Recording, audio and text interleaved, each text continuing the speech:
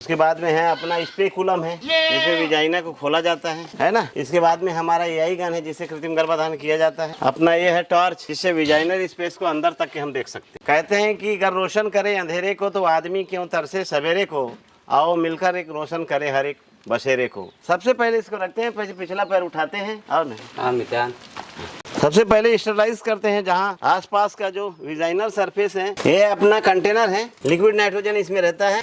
इसमें हम सीमन डालें, बोर नस्ल का सीमन है। एक गन लोड की है, देखिए सर, ये दिख रहा है। इसका टिप पॉइंट मतलब अंदर में ही डालते हैं, यही करते हैं गन से। तो किसान साथियों, आज हम पहुंचे हैं छत्तीसगढ़ में। आपको दिखाऊंगा कि कैसे मेरा किसान भाई छत्तीसगढ़ का बकरी पालन में नई नई टेक्निक को अपना के आगे बढ़ रहा है, और आप भी कैसे इस टेक्निक को अपना के अपने गॉड फार्म को आगे बढ़ा सकते हैं और अपने मुनाफे को भी ज़्यादा कर सकते हैं। मेरे साथ पूरी टीम आज आई हुई है छत्तीसगढ़ से। डॉक्टर साहब हैं, असिस्टेंट सर हैं और साथ में AI एक्सपर्ट हैं। तो ये पूरा डिटेल में वीडियो होने वाली है और साथ ही प्रैक्टिकल करके दिखाएंगे आप कैसे किसान भाई AI कर सकता है। तो सबसे पहले परिचय लेते हैं। सर नमस्कार। नमस्कार नमस्कार। कैसे हैं सर? मैं सब बढ़िया। मैं डॉक्टर रामपाल टंडन, वरिष्ठ पशु चिकित्सा अधिकारी।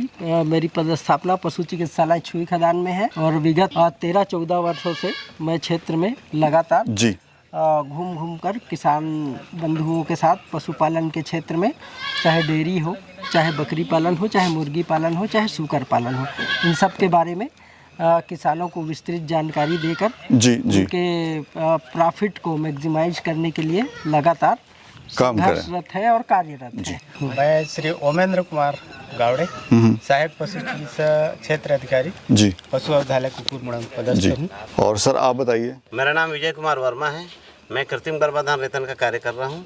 विगत 2002 से मैं कार्यरत हूँ। जी डॉक्टर साहब, अभी किस जगह पे हम लोग खड़े हैं छत्तीसगढ़ में? ये इस गांव का नाम है भरदागोड़, जो कि गंडई से करीब, गंडई जो है वहाँ से वही 8 किलोमीटर के डिस्टेंस में है जी। और छुई खदान से वही 12-13 किलोमीटर के डिस्टेंस। तो सबसे पहले बताइए सर, बकरी पालन की अगर शुरुआत करना चाहता है मेरा किसान भाई, तो कितनी बकरियों से उसको शुरुआत करना चाहिए? देखिए ऐसा है, बकरी पालन का धंधा वास्तव में ग्रामीण परिवेश में बकरियों को गरीब की गाय के नाम से ही जाना जाता है। ये बहुत ही प्रॉफिटेबल रहता है बकरी पालन का व्यवसाय जो है। पशुपालन के क्षेत्र में और कृत्रिम गर्भाधान के माध्यम से बहुत से उच्चतम तकनीक का उपयोग होते जा रहा है, जिससे हाइब्रिड नस्ल की कम से कम 100 से 150 किलो तक के वजन की बकरियां AI से उत्पन्न की जा सकती है। तो सर जैसे अगर मेरा किसान भाई फॉर एग्जांपल बकरा अपने फार्म पे रखता है, तो साल भर का एक तो उसको खिलाना पड़ेगा जी, उससे एक तो उसकी कास्ट बढ़ जाती है, बिल्कुल। और अगर AI का इस्तेमाल करेगा तो उसको सिर्फ एक ही शॉट का पैसा देना है उसको, या एक ही बार उसको पैसा खर्च करना है। बिल्कुल। तो थोड़ा सा वो समझा दीजिए। बिल्कुल, ये जो कृत्रिम गर्भाधान का कार्यक्रम बकरियों में है वो बहुत ही प्रॉफिटेबल है। जैसा कि आप 10 बकरियों से प्लानिंग करते हो, 10 हमारे छत्तीसगढ़ में उसको माई कहते हैं, 10 माई से या 10 फीमेल से आप ये प्रोग्राम शुरू करते हैं रख के, तो आपको एडिशनल जो 15-20 हज़ार, 25 हज़ार या 40 हज़ार तक का बकरा के कास्ट का बकरा आप रखते हैं, तो ये कास्ट की आपको ज़रूरत नहीं है। ये इसको मिनिमाइज कर सकते हैं। इस 25 हज़ार 30 हज़ार के उन्नत नस्ल का बकरा खरीदने के बजाय आप कृत्रिम गर्भाधान से करिए, शुरुआत करिए, देसी बकरियों से ही करिए। सर ये जो शॉट लगाते हैं, जो AI करते हैं, उसका खर्चा कितना आता है? AI का खर्च बमुश्किल वही 300 रुपये में एक AI हो जाता है। 300 से 500 रुपये, वो ब्रीड के आधार पे डिपेंड करता है कौन से ब्रीड का वो सीमन वो रखा है। सर थोड़ा सा बताइए क्या क्या आप इंस्ट्रूमेंट्स यूज कर रहे हैं इसमें? कृत्रिम गर्भाधान के लिए आमतौर पर हमारा ये है अपना AI कंटेनर 1.5 लीटर का है। उसके बाद में है अपना स्पेकुलम है, जिसमें विजाइना को खोला जाता है ना। इसके बाद में हमारा AI गन है, जिससे कृत्रिम गर्भाधान किया जाता है। और साथ में है अपने पास सीजर फोर्सेप, जिसे सीमन निकाला जाता है, और एक सीजर कैंची, जिसे सीमन को काटा जाता है। इसके साथ साथ काटन, जिसे सीमन को बराबर साफ पोंछ कर डाला जाता है, जिसमें पानी की कोई मात्रा ना रहे। और अपना ये है टॉर्च, जिससे विजाइनल स्पेस को अंदर तक के हम देख सकते हैं। अब ये है हैंड ग्लोव, जिससे हम क्या हाइजीन मेंटेन करते हैं। लगभग हम गाय भैंस में जैसे यही करते हैं, सेम उसी तरह बकरी में होता है। कहते हैं कि अगर रोशन करे अंधेरे को तो आदमी क्यों तरसे सवेरे को, आओ मिलकर एक रोशन करे हर एक बसेरे को। हमारा सोच है कि हमारे भारतीय संस्कृति में जहाँ पर गौपालन के साथ साथ गरीब लोग बकरी पालते हैं, इसको हम लोग गरीबों का एटीएम कहते हैं। जब चाहे तब इसको बेचकर पैसा प्राप्त कर सकता है और अपने जीवन को सफल कर सकता है। आजकल हम ऐसे कर रहे हैं, जैसे मान लो हिट में आई, हिट का मतलब समझते हैं, जैसे आपको बकरी को कृत्रिम गर्भाधान इस तरह से किया जाता है, बधियाकरण बकरा रहना चाहिए कम से कम फार्म में। वो जब माउंट करने के लिए बार बार बकरी के पीछे दौड़ता है, उस कंडीशन में हम जैसे मान लो आज सुबह हिट में आई, उसको हम दूसरा दिन सुबह करते हैं। कम से कम 24 घंटा के बाद में कृत्रिम गर्भाधान बकरी में करने में हमको आशातीत सफलता मिलती है, 90 से 99% सफलता मिलती है। सबसे पहले इसको रखते हैं, फिर पिछला पैर उठाते हैं और नहीं बने आगे सर, देखिए उठा एक पूछिल था ना गाड़ी जी।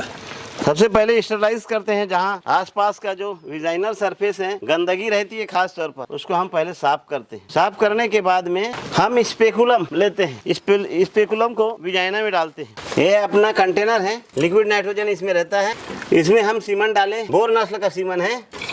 बोर नस्ल का सीमन है? बोर नस्ल का सीमन। इसमें 37 डिग्री सेल्सियस में गर्म रहता है। इसको 25 से 30 सेकंड में हम इसको निकालते हैं। उसके बाद में इसको साफ करते हैं। एक गन लोड की ये काट दिया, ऊपर से काट दिया उसको, क्योंकि सीमन इसी रास्ते से बाहर जाएगी।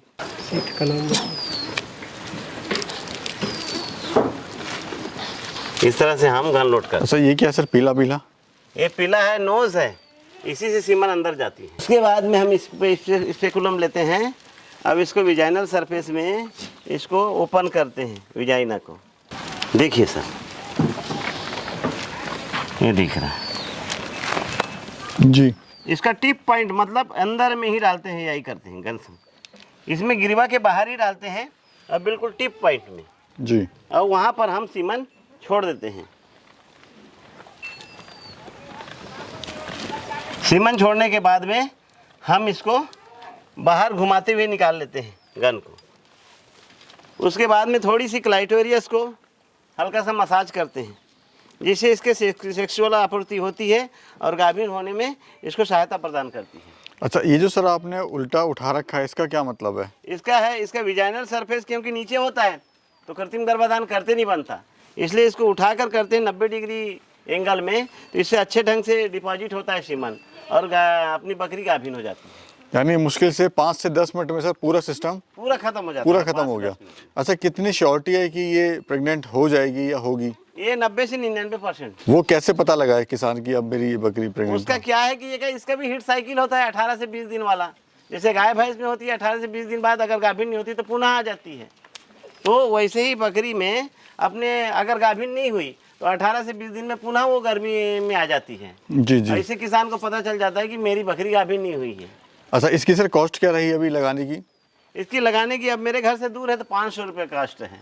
500 रुपये? हाँ, क्योंकि पेट्रोल का भी खर्चा है, सीमन का भी खर्चा है, गैस का भी खर्चा है और हमारा भी खर्चा, तो सब मिला के, क्योंकि मैं प्राइवेट एआई वर्कर हूँ, तो हमको शासन प्रशिक्षण इसलिए दी है कि आप किसानों के घर जाके काम कर लो, अपनी जो पारिश्रमिक है आप ले सकते हो। जी जी।